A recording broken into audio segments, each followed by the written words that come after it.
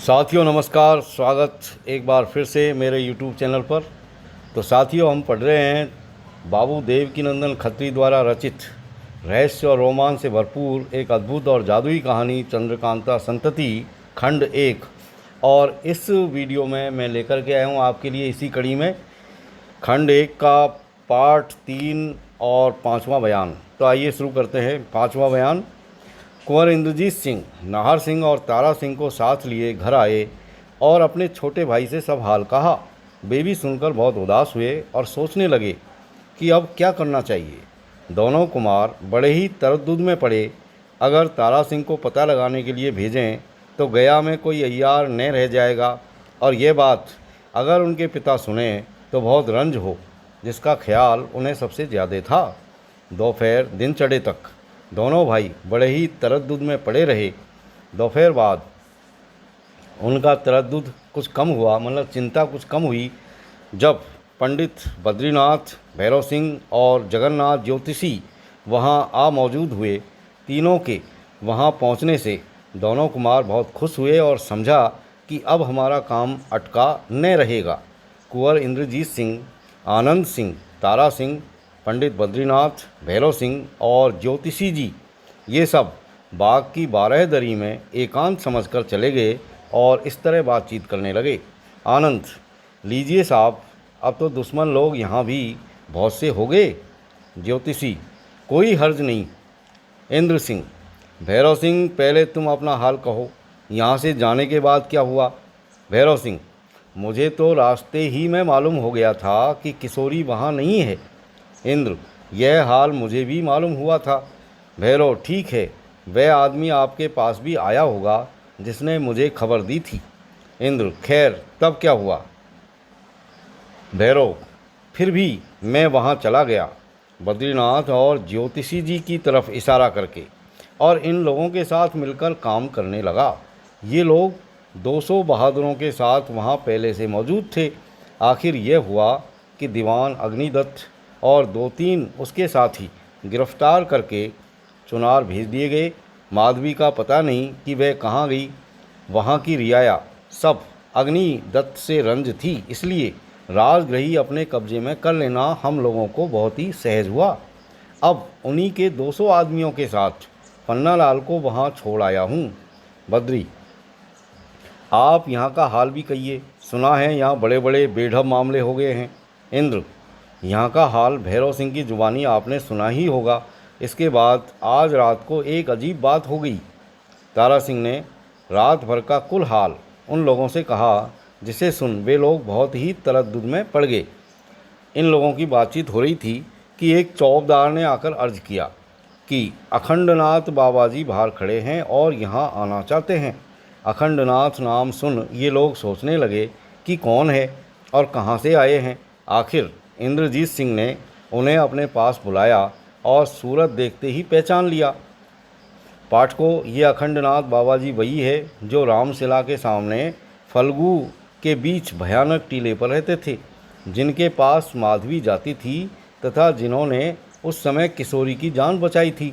जब खंडर में उसकी छाती पर सवार हो भीमसेन खंजर उसके कलेजे में भोंका ही चाहता था, और जिसका कुल हाल इसी भाग के 3रे बयान में हम लिख आए हैं।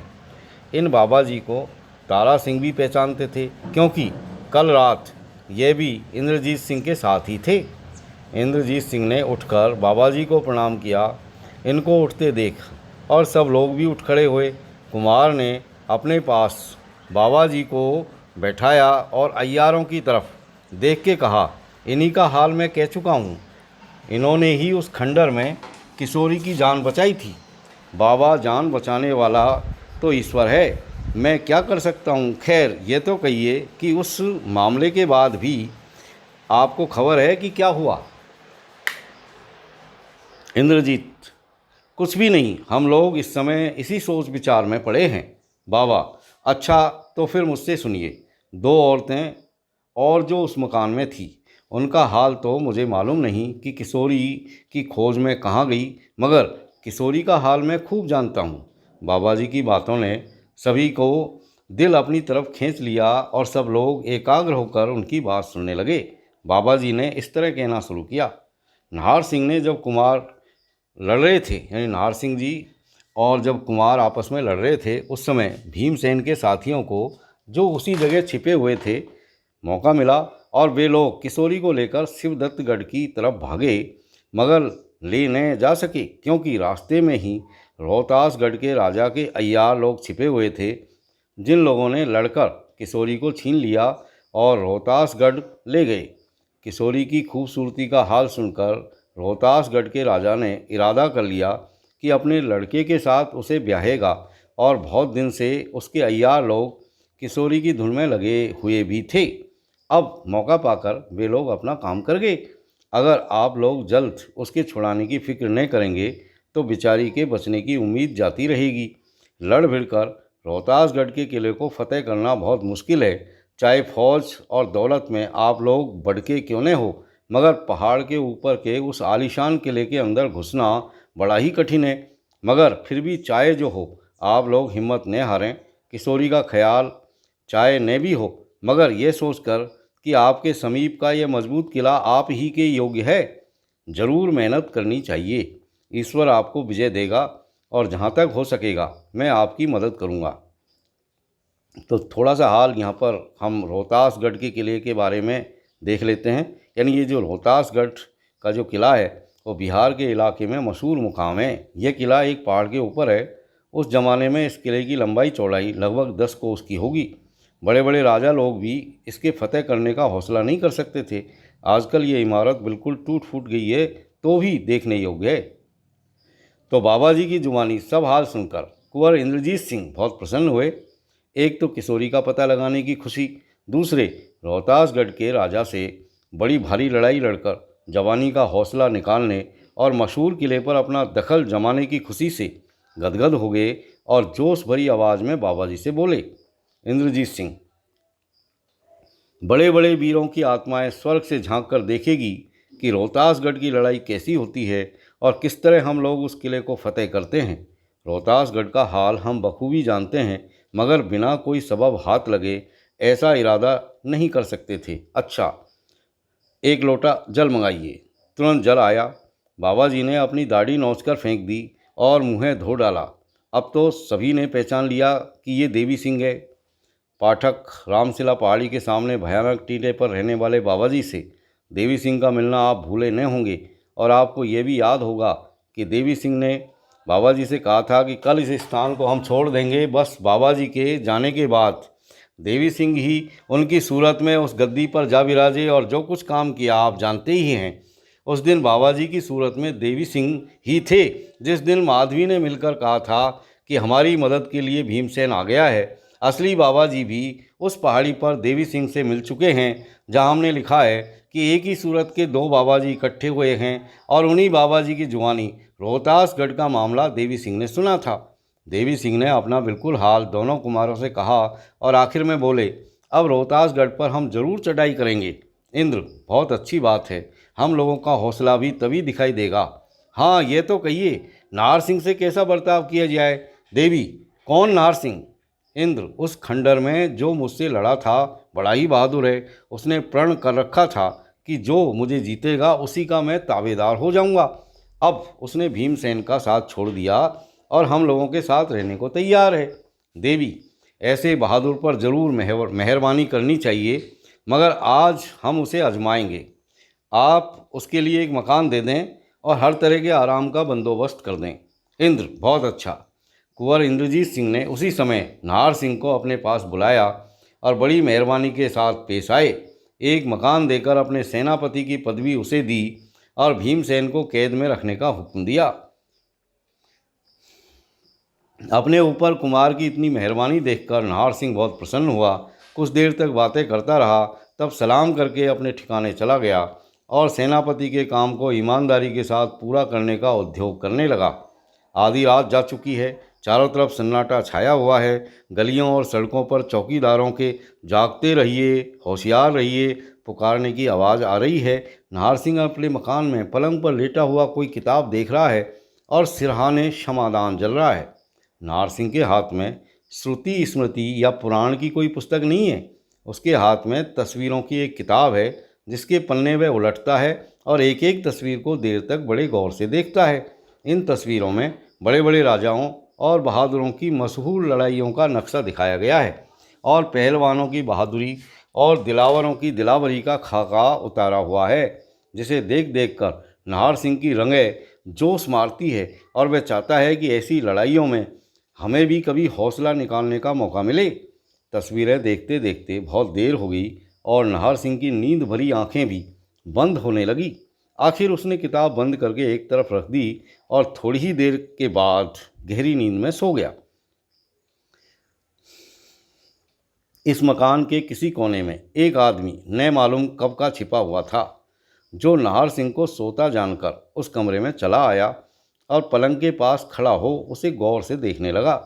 इस आदमी को हम नहीं पहचानते क्योंकि ये मुँह पर नकाब डाले हुए है। थोड़ी देर बाद अपनी जेब से उस आदमी ने एक पुड़िया निकाली और एक चुटकी बुकनी नाहर सिंह की नाक के पास ले गया। सांस के साथ धूरा दिमाग में पहुंचा और वह छींक मारकर बेहोश हो गया। उस आदमी ने अपनी कमर से एक रस्सी खोली और नाहर सिंह के हाथ पैर मजबूती से बांधकर उसे होशियार करने के बाद तलवार खींच मुँह पर से नकाब हटा सामने खड़ा हो गया। होश में आते ही नाहर सिंह ने अपने को बेबस और हाथ में नंगी तलवार लिए महाराज शिवदत्त को सामने मौजूद पाया। शिवदत्त, क्यों नाहर सिंह, एक नाजुक समय में हमारे लड़के का साथ छोड़ देना और उसे दुश्मनों के हाथ में फंसा देना क्या तुम्हें मुनासिब था? नाहर सिंह, महाराज, जब तक बहादुर इंद्रजीत सिंह ने मुझ पर फतेह नहीं पाई तब तक मैं बराबर तुम्हारे लड़के का साथी रहा, लेकिन जब कुमार ने मुझे जीत लिया था तो अपने कौल के मुताबिक मैंने उसकी ताबेदारी कबूल कर ली। मेरे कौल को तो तुम भी जानते ही थे। शिवदत्त, जो कुछ तुमने किया है उसकी सज़ा देने के लिए इस समय मैं मौजूद हूँ। नाहर सिंह, खैर, ईश्वर की जो मर्जी। शिव, अब भी अगर तुम हमारा साथ देना मंजूर करो तो छोड़ सकता हूँ। नाहर, ये नहीं हो सकता। ऐसे बहादुर का साथ छोड़ तुम्हारे जैसे बेईमान का संग करना मुझे मंजूर नहीं है। शिवदत्त डपट कर और तलवार उठाकर, क्या तुम्हें अपनी जान देना मंजूर है? नाहर सिंह, खुशी से मंजूर है, मगर मालिक का संग छोड़ना कबूल नहीं है। शिवदत्त, देखो, मैं फिर तुम्हें समझाता हूँ, सोचो और मेरा साथ दो। नाहर सिंह, बस, बहुत बकवाद करने की ज़रूरत नहीं, जो कुछ तुम कर सको कर लो, मैं ऐसी बातें नहीं सुनना चाहता। शिवदत्त ने बहुत समझाया और डराया धमकाया, मगर बहादुर नाहर सिंह की नीयत न बदली। आखिर लाचार होकर शिवदत्त ने अपने हाथ से तलवार दूर फेंक दी और नाहर सिंह की पीठ ठोक करके बोला, शाबाश बहादुर, तुम्हारे जैसे जवां मर्द का दिल अगर ऐसा न होगा तो किसका होगा? मैं शिवदत्त नहीं हूँ, कुमार का अय्यार देवी सिंह हूँ, तुम्हें आजमाने के लिए आया था। इतना कहकर उन्होंने नाहर सिंह की मुश्कें खोल दी और वहाँ से फौरन चले गए। देवी सिंह ने यह हाल दोनों कुमारों से कहकर नाहर सिंह की तारीफ़ें की, मगर बहादुर नाहर सिंह ने अपनी ज़िंदगी भर इस अजमाने का हाल किसी से न कहा। दूसरे दिन देवी सिंह चुनार चले गए और कहकर के गए कि रोहतासगढ़ की लड़ाई का बंदोबस्त करके मैं बहुत जल्द आऊँगा। यह जानकर कि किशोरी को रोहतासगढ़ वाले ले गए हैं, कुंवर इंद्रजीत सिंह की बेचैनी हद से ज़्यादा बढ़ गई। दम भर के लिए भी आराम करना मुश्किल हो गया। 2 ही पहर में सूरत बदल गई। किसी का बुलाना या कुछ पूछना उन्हें जहर सा मालूम पड़ने लगा। इनकी ऐसी हालत देख भैरव सिंह से न रहा गया। निराले में बैठ उन्हें समझाने लगा, इंद्र, तुम्हारे समझाने से मेरी हालत किसी तरह बदल नहीं सकती और किशोरी की जान का खतरा जो मुझे लगा हुआ है किसी तरह कम नहीं हो सकता। भैरव सिंह, किशोरी को अगर शिवदत्तगढ़ वाले ले जाते तो बेशक उसकी जान का खतरा था, क्योंकि शिवदत्त रंज के मारे बिना उसकी जान लिए न रहता, मगर अब तो वह रोहतासगढ़ के राजा के कब्जे में है और वह अपने लड़के से उसकी शादी किया चाहता है। ऐसी हालत में किशोरी की जान का दुश्मन वह क्यों कर हो सकेगा? इंद्र, मगर ज़बरदस्ती किशोरी की शादी कर दी गई तब क्या होगा? भैरव, हाँ, अगर ऐसा हो तो ज़रूर रंज होगा। खैर, आप चिंता नहीं करिए, ईश्वर चाहेगा तो 5 ही 7 दिन में कुल बखेड़ा तय कर देता हूँ। इंद्र, क्या किशोरी को वहाँ से ले जाओगे? भैरव सिंह, रोहतासगढ़ के किले में घुसकर किशोरी को निकाल लाना तो 2-3 दिन का ही काम नहीं। इसके अतिरिक्त क्या रोहतासगढ़ का किला अय्यारों से खाली होगा? इंद्र, फिर तुम 5-7 दिन में क्या करोगे? भैरव, कोई काम ऐसा जरूर करूँगा जिससे किशोरी की शादी रुक जाए। इंद्र, वह क्या? भैरव, जिस तरह बनेगा वहाँ के राजकुमार कल्याण सिंह को पकड़ लाऊंगा। जब हम लोगों का फैसला हो जाएगा तब छोड़ दूंगा। इंद्र, हाँ, अगर ऐसा करो तो क्या बात है।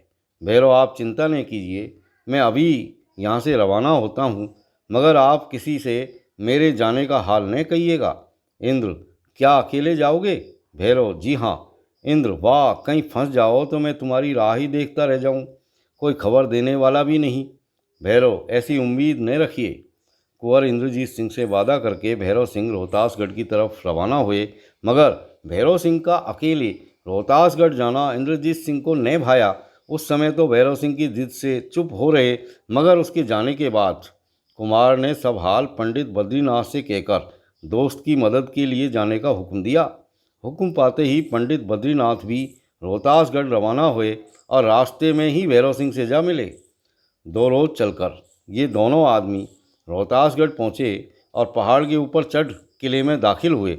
यह बहुत बड़ा किला पहाड़ पर निहायत खूबी का बना हुआ था और इसी के अंदर शहर भी बसा था, जो बड़े बड़े सौदागरों, महाजनों, व्यापारियों और जौहरियों के कारोबार से अपनी चमक दमक दिखा रहा था। इस शहर की खूबी और सजावट का हाल इस जगह लिखने की कोई ज़रूरत नहीं मालूम होती है, और इतना समय भी नहीं है। हाँ, मौके पर 2-4 दफ़े पढ़कर इसकी खूबी का हाल पाठक मालूम कर लेंगे।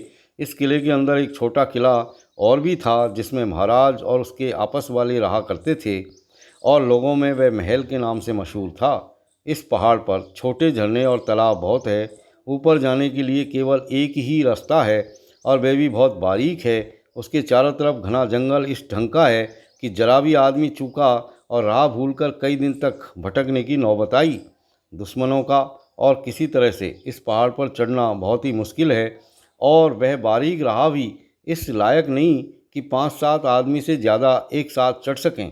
भेष बदले हुए हमारे दोनों अय्यार रोहतासगढ़ पहुँचे और वहाँ की रंगत देखकर समझ गए कि इस किले को फतेह करने में बहुत मुश्किल पड़ेगी। भैरव सिंह और पंडित बद्रीनाथ मथुरिया चौबे बने हुए रोहतासगढ़ में घूमने और एक एक चीज़ को अच्छी तरह देखने लगे। दोपहर के समय एक शिवालय पर पहुँचे, जो बहुत ही खूबसूरत और बड़ा बना हुआ था। सभा मंडप इतना बड़ा था कि 100-150 आदमी अच्छी तरह उसमें बैठ सकते थे। उसके चारों तरफ खुला सा सहन था, जिस पर कई ब्राह्मण और पुजारी बैठे धूप सेक रहे थे। उन्हीं लोगों के पास जाकर हमारे दोनों अय्यार खड़े हो गए और गरज करके बोले, जय जमुना मैया की। पुजारियों ने हमारे दोनों चौबों को खातिरदारी से बिठाया और बातचीत करने लगे। एक पुजारी, कहिए चौबे जी, कब आना हुआ? बद्री, बस अभी चले ही तो आते हैं महाराज, पहाड़ पर चढ़ते चढ़ते थक गए, गला सूख गया, कृपा कर सिल लुढ़िया दो तो भंग छने और चित्त ठिकाने हो। पुजारी, लीजिए, सिल लुढ़िया लीजिए, मसाला लीजिए, चीनी लीजिए, खूब भंग छानिए। भैरव सिंह, भंग मसाला तो हमारे साथ है, आप ब्राह्मणों का क्यों नुकसान करें? पुजारी, नहीं नहीं, हमारा कुछ नहीं है, यहाँ सब चीज़ें महाराज के हुक्म से मौजूद रहती है। ब्राह्मण परदेसी जो कोई आवे सभी को देने का हुक्म है। बद्री, वाह वाह, क्या बात है, लाइए फिर महाराज की जय जयकार मनावें।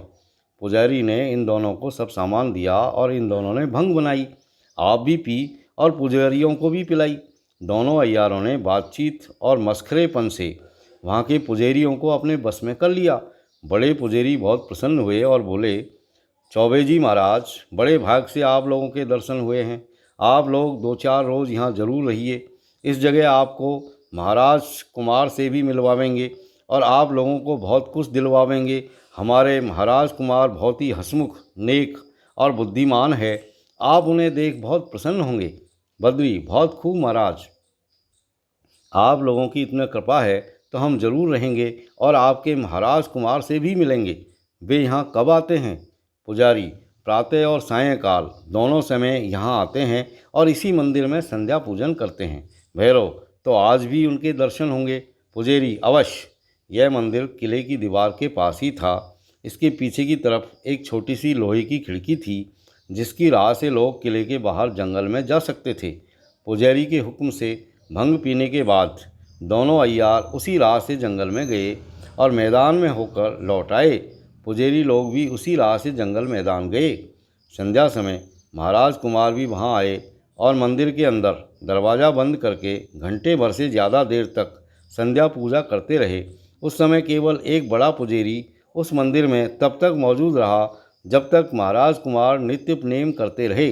दोनों अय्यारों ने भी महाराज कुमार को अच्छी तरह देखा, मगर पुजारी जी को कह दिया था कि आज महाराज कुमार को ये मत कहना कि यहाँ 2 चौबे आए हैं, कल सायंकाल को हम लोगों का सामना कराना। दोनों अय्यारों ने रात भर उसी मंदिर में गुजारा किया और अपने मस्खरेपन से पुजारी महाशय को बहुत ही प्रसन्न कर दिया। साथ ही इसके उन्हें इस बात का भी विश्वास दिलाया कि इस पहाड़ के नीचे एक बड़े भारी महात्मा आए हुए हैं, आपको उनसे ज़रूर मिलवाएंगे, हम लोगों पर उनकी बड़ी कृपा रहती है।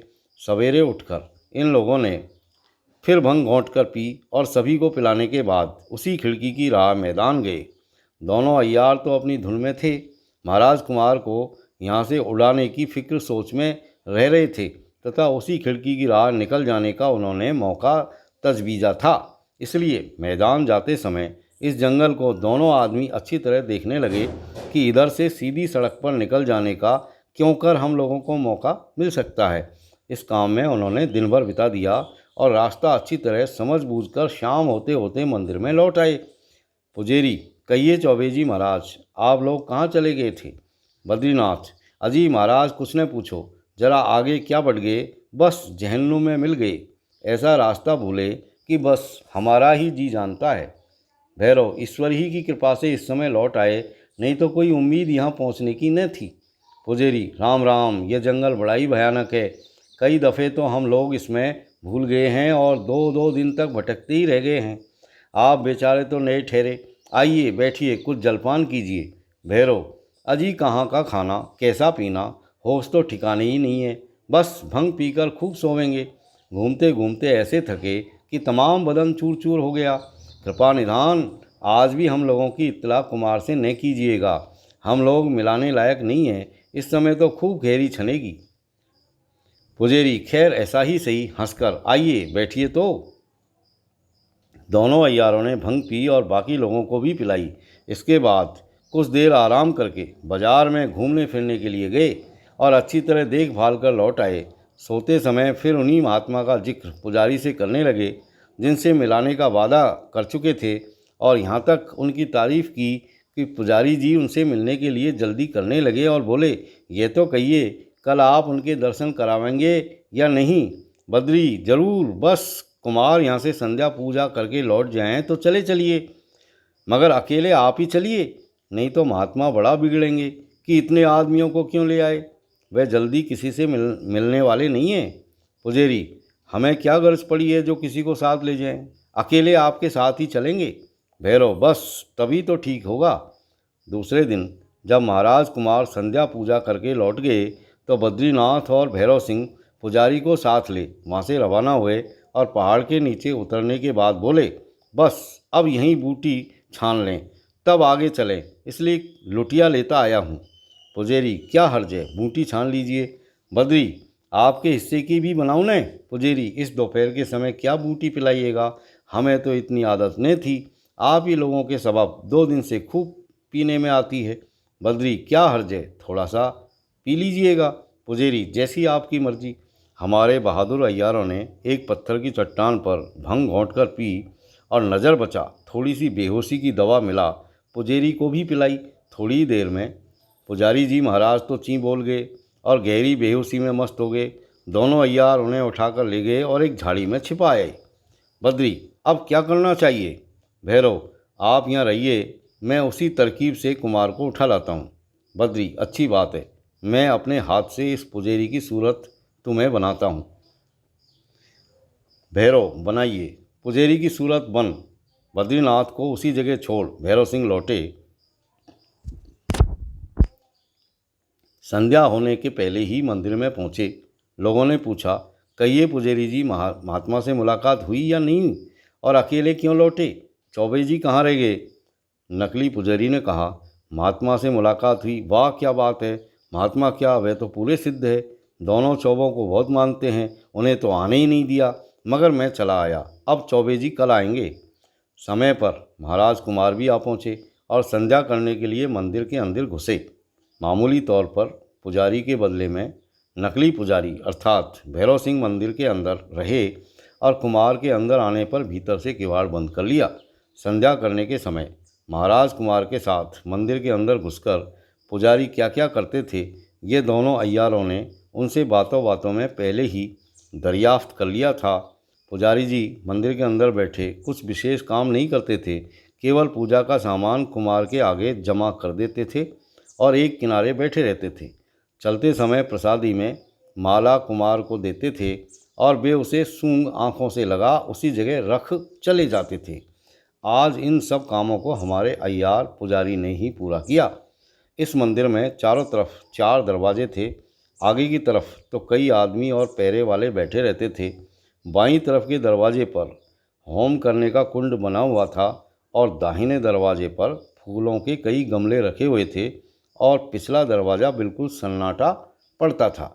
मंदिर के अंदर दरवाज़ा बंद करके कुमार संध्या करने लगे। प्राणायाम के समय मौका जानकर नकली पुजारी ने आशीर्वाद में देने वाली फूलों की माला में बेहोशी का धूरा मिलाया। जब कुमार चलने लगे, पुजारी ने माला गले में डाली। कुमार ने उसे गले से निकाल सूंघा और माथे से लगाकर उसी जगह रख दिया। माला सूंघने के साथ ही कुमार का सिर घूमा और वे बेहोश होकर ज़मीन पर गिर पड़े। भैरव सिंह ने झटपट उसकी गठरी बांधी और पिछले दरवाजे की राह बाहर निकल आए। इसके बाद उसी छोटी खिड़की की राह किले के बाहर हो जंगल का रास्ता लिया और 2 ही घंटे में उस जगह जा पहुँचे जहाँ पंडित बद्रीनाथ को छोड़ करके गए थे। ये दोनों कुमार कल्याण सिंह को ले गया जी की तरफ रवाना हुए। तो साथियों, यहाँ ये 5वां बयान अब समाप्त होता है और अगले बयान के साथ मैं आपका दोस्त राजेश शर्मा फिर से एक बार आपके सामने हाजिर होऊंगा। तब तक के लिए have a nice time. Thank you very much for watching.